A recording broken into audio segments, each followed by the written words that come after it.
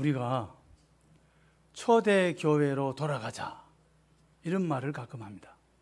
또 교회를 새롭게 합시다 이렇게 말할 때 가장 많이 등장하는 성경 본문이 오늘 우리가 읽은 이 본문입니다.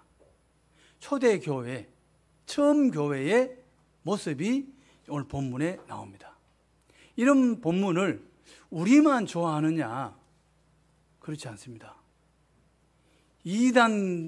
이단이라고 말하는 사람들도 이 본문을 아주 좋아합니다. 오늘 본문 중에서 어떤 말을 특별히 더 좋아하느냐?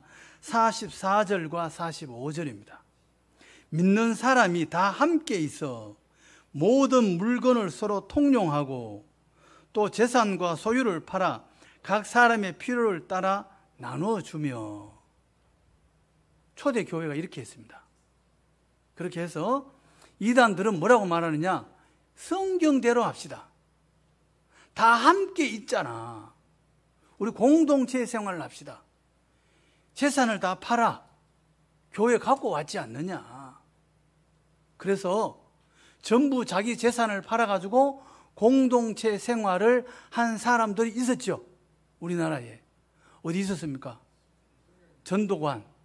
예? 그래서 덕소에도 공동체 생활했죠. 덕소에서도 했고 부평에서도 실제로 했습니다. 뭐 지금도 신앙촌 물품이 지금 또 나오는지 모르겠습니다.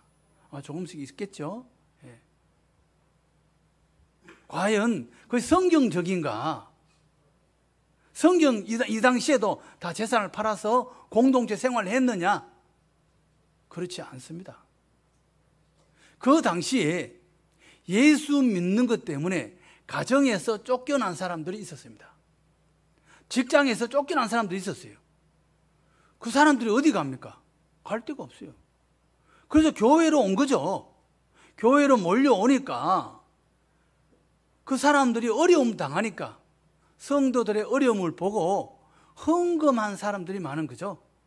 바나바 같은 사람은 자기 밭을 팔아서 사도들 발 앞에 내놓습니다. 그런 재물을 가지고 헌금을 가지고 어려운 사람들을 나누었습니다. 그런 것이지 재산을 팔아서 공동체 생활을 한 것이 아닙니다. 오해하면 안 됩니다.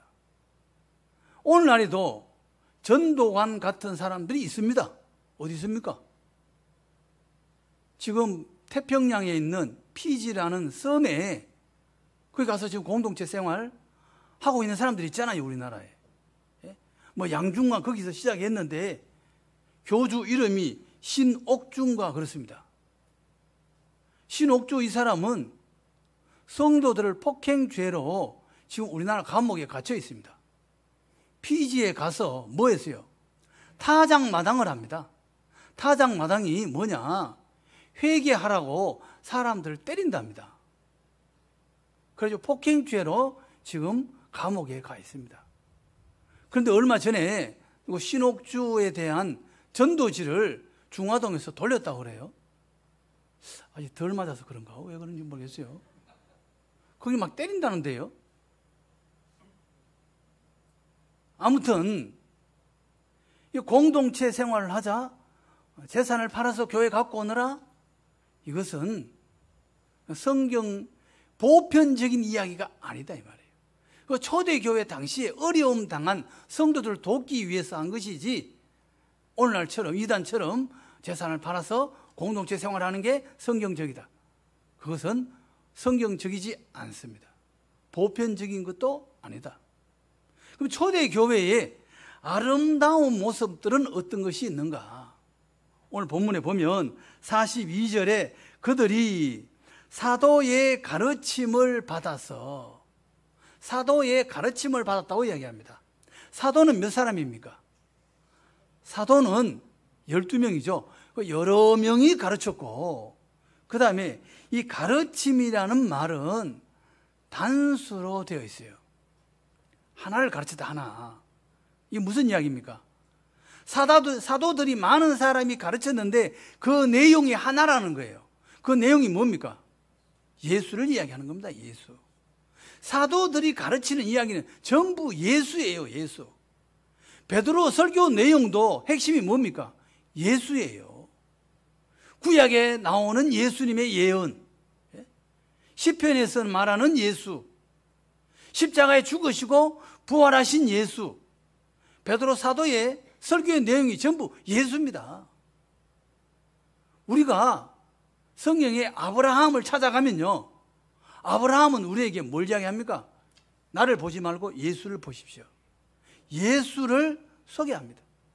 창세기 22장 18절에 내 씨로 말미암아 천하 만민이 복을 받으리니, 하나님께서 아브라함에게 하신 약속입니다. 내 씨로, 이 씨가 복수가 아니고 단수로 되어 있습니다. 한 사람을 이야기하는 거예요. 누구 이야기입니까? 예수 이야기죠, 예수. 예수님으로 인하여 천하 만민이 복을 받게 될 것이다. 아브라함에게 하나님께서 약속한 겁니다. 그러니까 우리가 아브라함을 찾아가면 아브라함은요, 철저하게 예수를 소개합니다. 성경은요, 위인전 아니에요. 성경은 사람을 높이지 않습니다. 전부 누굴 이야기합니까? 예수 이야기를 합니다. 모세가 위대한 사람이지요.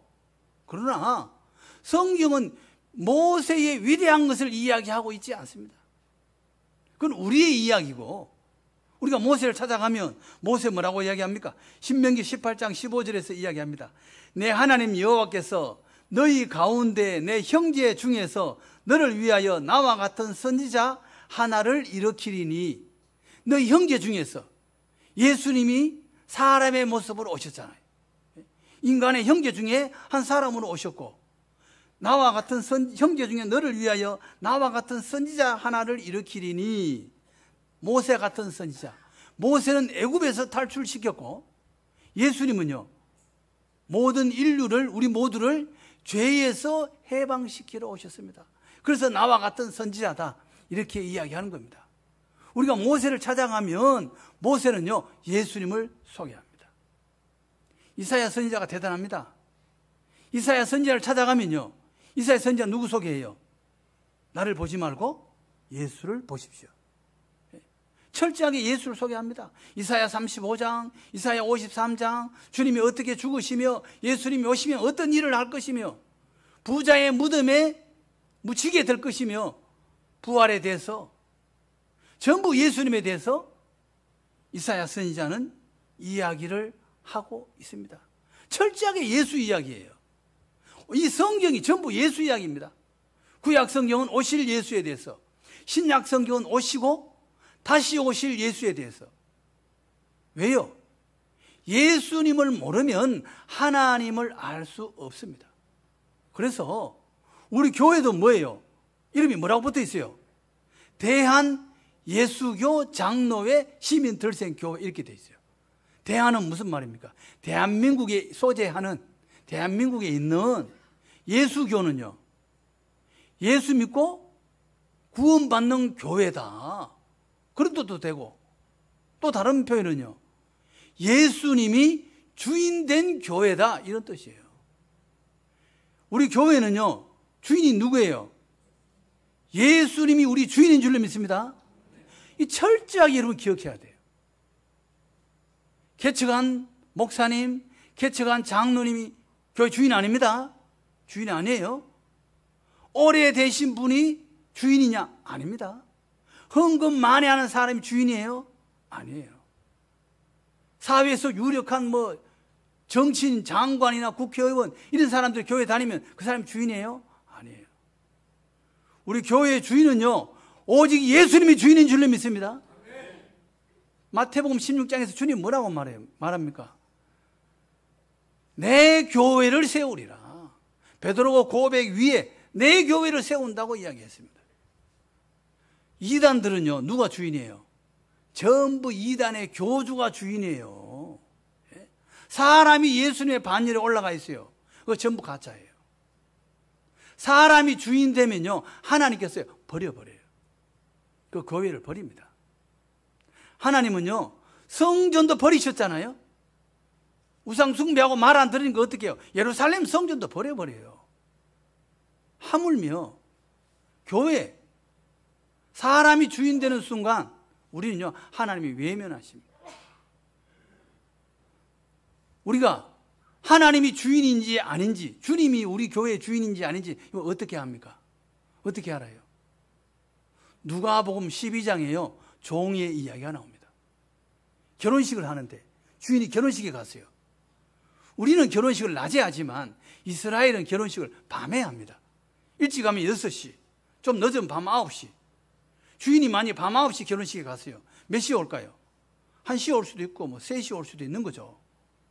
종이 기다려줘야 돼요. 종이 주인이 오면 문을 열어줘야 되고 발 씻을 물도 줘야 되고. 주님께서 뭐라고 말씀하십니까?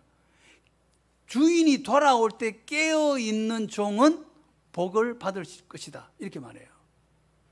종은 어떤 사람이에요? 주인의 발걸음 소리에 귀를 기울여야 돼요. 주인이 언제 오는지, 몇 시에 오는지, 저 주인의 발걸음 소리인지 아닌지 대문을 두드리기 전에 주인이 오는 걸 알아봐야 돼요.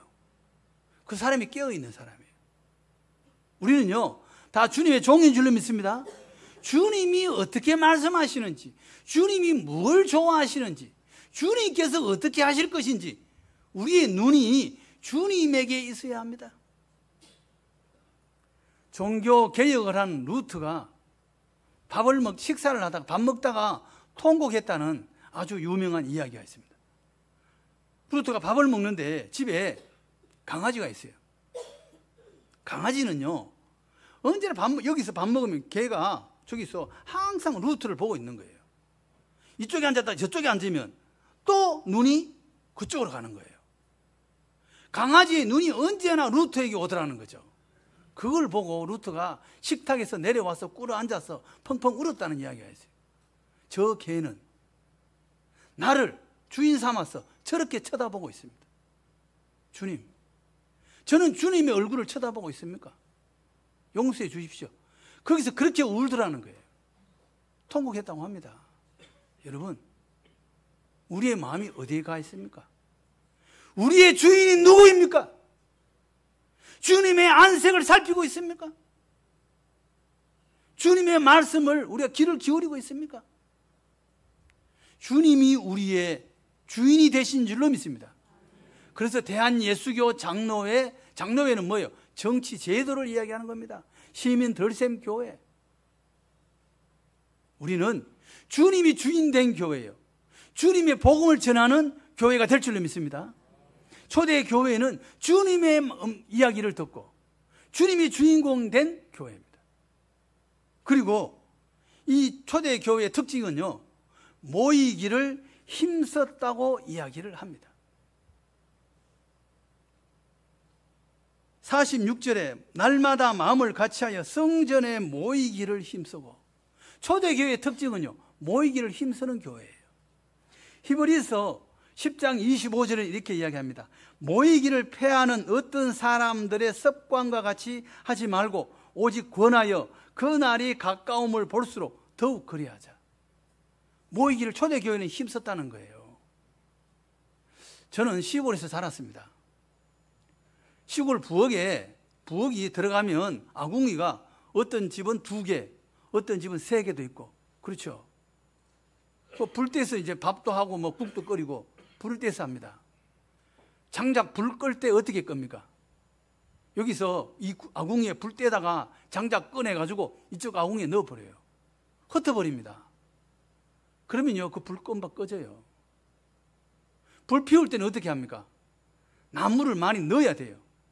많이 넣으면 많이 넣을수록 불이 세게 붙습니다. 그렇죠? 똑같습니다. 모이기를 힘쓰면 거기에 성령이 불이 붙고 뜨거울 것이고 힘이 있을 것이고, 흩어지면요 꺼져요. 성령님은요 우리가 모이기를 힘쓰기를 기뻐하실 줄로 믿습니다. 모이는 것을 하나님 기뻐해요. 모이기를 노력하고 모여서 뭐 했어요? 이 사람들 기도했어요. 모여서 기도한 거예요. 120명의 성도들도 모여가지고 기도하다가 성령의 불을 받았고, 또 그 이후에 성령 충만했어도 또 모여가지고 기도했어요. 모여서 기도하기를 힘썼다 그러잖아요. 모여서 기도하기를. 42절에 가르침을 받아 교제하고 떡을 떼며 오로지 기도하기를 힘쓰니라. 초대교회의 특징은 뭐예요? 기도하기를 힘썼어요. 성령이 약하면 약할수록 어떻게 될까요? 기도하는 모임이 약해져요. 기도하는 모임이 줄어들면 그 교회는 힘이 약해지는 거예요. 우리 기도하기를 힘쓰기를 원합니다. 모여서 기도해야 돼요. 기도가 능력입니다. 기도하지 않으면 능력이 없어요. 우리의 능력으로 일하지 못합니다. 우리의 능력으로 일하면요, 그건 우리 힘으로만 일하는 거예요. 거기까지입니다. 그러나 우리가 기도하면요, 하나님이 일하실 줄로 믿습니다. 하나님이 일해야 돼요. 그래서 우리는 반드시 기도해야 되고, 기도하고 일해야 그게 하나님의 능력으로 일하게 될 줄로 믿습니다. 초대교회는 모이기를 힘썼고 기도하기를 힘쓴 교회입니다. 그래서 43절에 뭐라고 말합니까? 사도들로 말미암아 기사와 표적이 많이 나타나니. 기사와 표적은 뭐예요? 하나님의 능력이 나타난 것을 이야기하는 겁니다. 기도하면 하나님의 능력이 나타날 것이고, 기도하지 않으면 하나님의 능력을 경험할 수 없게 될 것입니다. 그러니까 우리는 반드시 어떻게 해야 돼요? 기도해야 됩니다. 우리 교회는 매월 첫 주 금요일은 모든 성도님들 나오셔서 기도할 수 있기를 바랍니다. 기도해야 돼요. 기도하면 하나님이 함께 하시고 하나님을 경험하게 될 것입니다. 그래서 우리는 모여서 기도해야 됩니다. 초대 교회는 예수님에 대한 이야기를 들었고, 이 사람에게도 예수 이야기, 저 사람에게도 예수 이야기, 사도들을 통해서 예수 이야기를 들었고 가르침을 받았고 모이기를 힘쓰고 기도한 교회입니다. 그 다음에 초대교회의 특징을 보면 교제하는 교회입니다. 42절을 보니까 가르침을 받아 서로 교제하고, 이 교제가 뭐냐? 교제라는 말은 연합하다, 단결하다, 결합하다, 협력하다, 이런 뜻을 갖고 있어요. 서로 교제하는 게 성전에서만 교제했느냐? 아니에요. 집에 모여서 음식도 같이 먹고, 우리로 치자면 구역 예배를 함께 한 것입니다. 같이 먹고 마시면서. 예? 원수하고는요 밥을 같이 못 먹습니다. 왜요? 소화가 안 돼요. 체합니다. 같이 밥 먹는 사람 어떤 사람이에요? 친밀해야 같이 밥을 먹을 수 있어요. 먹다가 입에 묻힐 수도 있고, 먹다가 흘려가지고 옷에 묻기도 하고, 옆에 사람 입에 묻으면 티슈 주고 닦아라 말도 하고. 친하니까 그게 가능한 거예요. 친하니까 좀 보기 흉해도 아무렇지도 않고, 잘 먹는 거 잘 많이 드시라, 기쁘고 즐겁고 행복한 거 아니에요. 함께 음식을 먹는다는 거, 이거 보통 일이 아닙니다. 굉장히 기쁜 일이고 복된 일이죠. 초대교회 성도들은 성전에서도 모이고 집에서도 음식을 같이 나눠 먹고 하나님의 말씀을 서로 나누었던 것이죠. 이 교제한다는 것은 이렇게 좋고 중요한 겁니다. 이 교제가 얼마나 중요하냐? 며칠 전에 우리가 비가 크게 왔습니다. 어제도 소나기 막 엄청 오대요. 어제 결혼식에 갔다가 집에 돌아가면서 비 맞지는 않았습니까? 며칠 전에 큰 비가 와서 중랑천에 물이 넘쳤습니다. 중랑천 홍수 한번 지나가고 제가 운동하러 갔는데 제 집사님이 그러더라고요. 저 동대문구 쪽에 있는 나무들이 다 넘어졌대요. 다 넘어졌는데 그 이튿날 바로 세워가지고 뭐 나무에 덧대고 이래서 세워놨다 그래요. 그 중랑천이 넘쳤는데 나무 서 있는 나무 다 넘어졌어요. 그 우리 이제 그 동대문구고, 강을 그 사이로 저쪽에 동대문구, 이쪽이 중랑구입니다. 우리 중랑구 쪽에는 뭘 해놨느냐? 올 봄에 파크 골프장을 만들어 놨습니다. 어르신들 골프하는 게 있어요. 그 파크 골프라고 있습니다. 그 잔디 깔아놓고 거기 뭐 쇠 울타리 쳐놓고 해놨어요. 지나가는데 보니까 강가에 있는 쇠 울타리 전부 넘어져 있더라고요. 잔디는 어떻게 됐을까요? 저는 이제 그 이야기 듣고, 야, 잔디 이거 다 파이고 없겠네. 잔디 그대로 파랗게 그대로 있더라고. 잔디는 어떻게 살아남았을까요? 그 쇠 울타리도 넘어지고, 예? 나무도 뽑히고 이러는데, 그 잔디는 어떻게 괜찮냐고요. 잔디는요, 뿌리가요, 서로 이렇게 연결되어 있어요. 그럼 물이, 이게 키가 작으니까 어떻게 해요? 물이 잔디 위에 미끄러지는 거죠. 그래서 지나가는 거예요. 서로 이게 굳게 결합이 되어 있다고요. 혼자 서 있는 울타리 쇠로 해놨는데 나무 전부 쓰러졌어요. 잔디는요 다 붙어 있어요. 교회가, 어떤 교회가 건강한 교회입니까? 건강한 교회는요, 잔디처럼 이렇게 연결되어 있는 교회가 건강한 줄로 믿습니다. 성도 간에 끈끈한 정이 있어야 돼요.